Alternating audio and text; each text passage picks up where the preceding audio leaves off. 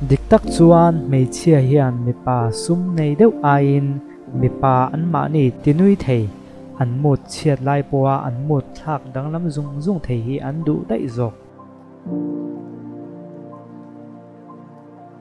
hmeichhia mipa kom ching hi an mut a thatlang pui zawk thin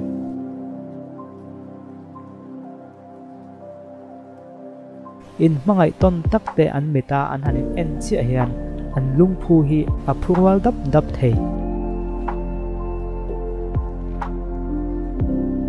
hmeichhia hian mipa hi an mi zia aiin an lan dan atangin an ring hma dei zawk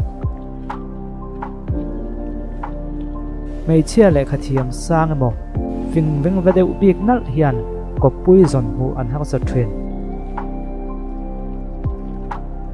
mi za hlo idu chuan midang za thiam ko an ti thin mase atak taka chuan mi za hloi du chuan thu nei nai mo thil ti theina talent engemaw tak nei tum zawk ang che ikopui khan a zo ngai do deuh che thil a zot nul che ni chuan thudik soi zawk mai ro a chan chu a chan na khisa vek to ti na ni chok thil ani lo lampang a negative lampang ngai thak che hian i hlim na chi khang panga lai ati chetel theini trong pakhat aya tam thiam hian mi zia pakhat aya tam an nei thrin an trong mana zir zel khan an mi zia po dang ve zel thrin YouTube vela emo TV vela kan en taba piang hi kan poisa no zel thrin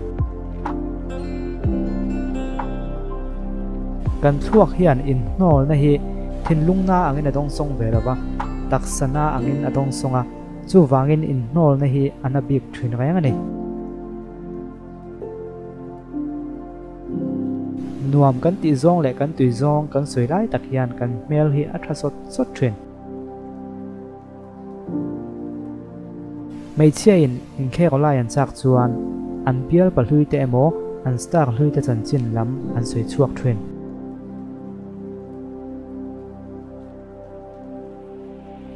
mi finga piang in ma ni anin huniama mi fing lo piang in ma ni anin husang thrin ole khang ho zinga khan a to ber do tu bi kha adikem ti khatur chuan hmeichhia kan mamowa